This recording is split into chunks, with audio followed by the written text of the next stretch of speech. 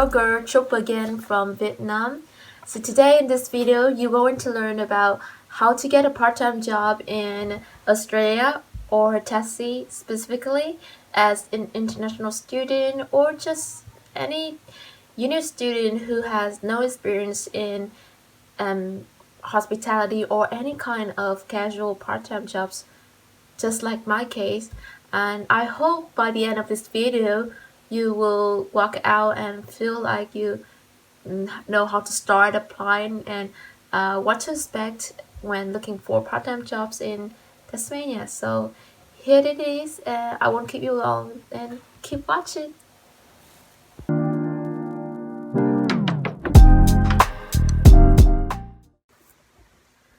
So where I got my current job is actually through a Facebook group from Vietnamese community. And Facebook group is just an amazing tool and you should utilize it to its fullest. For my case, I post a post there saying who I am and what push I can work in any position that are hiring. I know Japanese, so I say that it would be preferably a Japanese restaurant so that I can strengthen my skills in Japanese. So put out your strength and where you want to work, post it there, and we'll just wait for the good news. Otherwise, you can also scroll through the news feed of that Facebook group for your community and look for jobs there, because usually employers would post there if they have vacant position at the moment.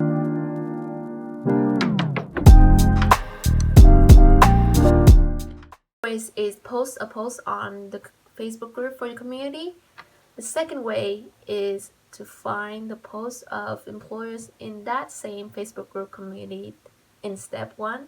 And then the third way is for people who already know what they want to do. For example, let's say you want to be a barista in Tassie. So you go there on Facebook group and search Hobart Barista group, and then you post a post there saying you want to be a barista and here's my experience in doing barista job. Or like you can say I have no experience and I'm good with being the kitchen hand first, and then after a while, and then be very good at it, be very good at your kitchen hand job in that cafes. And then after a while you can ask the boss that I really wanted to work behind the machine, just the coffee machine. Can you please let me work behind the machine instead? Good at it so that the boss know that you're hardworking, you're fast, you're friendly, you likes to communicate. Because barista is not about making good coffee, it's also about communicating with the customers. So while you make that lady her cappuccino, she may talk about, oh, last night I did you watch that game, the cricket game? And then you have to answer to her, and then show interest and also make good coffee, not just making coffee. It's about the customer service and communication skills that they need in barista as well.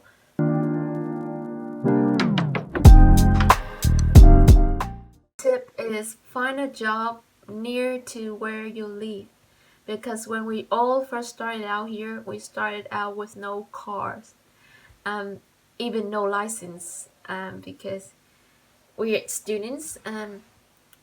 Wherever we go by bus. You gotta keep that in mind, and you don't really want to find a place that is too far away from home, even if the bus is so nice. I mean, you will have to juggling between work and school when school starts.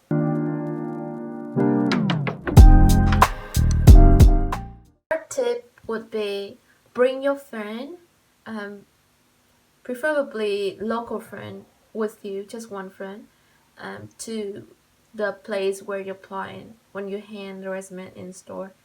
It shows that you just been here for just a short while, but you have good interpersonal skills and good communication skills. That's why you got a friend. Or you can say you don't want to show them that you're a loner, probably. But I feel like for my case, when I bring a friend with me, they shows more interest in me than when I go alone. People might think that going alone is independent, and it's good as well. But bring a friend along means that you got pretty decent communication skills.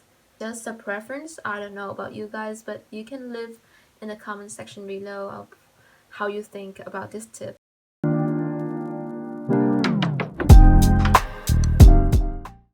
That I would give you in this whole video, I reckon, because this tip I actually accidentally found out about it while I was looking for part-time job, and I always wish that somebody would tell me earlier about this. Is that you got to raise your value to find a good part-time job. Look out for free training course with TasTAFE. That's what I did. So I want to transition from kitchen hand to being barista, and I accidentally know about TasTAFE having free one-day training course for Espresso Essentials, and that's what I did in 19th of January. They got sponsored by Study Tasmania, and I asked the lady who came in that day, who's from Study Tasmania. I asked her when is the next one, and they say they're gonna have it in March 2022. So you guys should look out for that, and I'll leave a link below so that you can refer to look out for that training course. Or they will also have a webinar in working in hospitality as well, so that would be a good idea to check them out. Like, this video is absolutely not sponsored by them. I just genuinely love TasTAFE and Study Tasmania for sponsoring students who, or any person who are interested in learning skills for their jobs. So very recommended. TasTAFE Drysdale.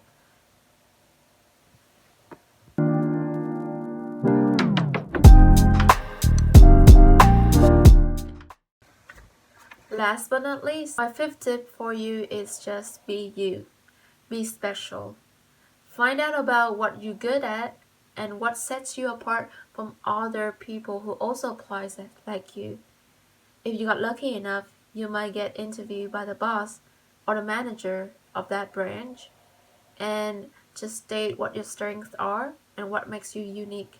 Maybe you and that boss, manager, employer will have something in common with you. You never know, just give it a shot. Maybe you have good language skill, you know 3 languages, or you good at video editing. I don't know. Find your strength and just tell them about yourself as a person.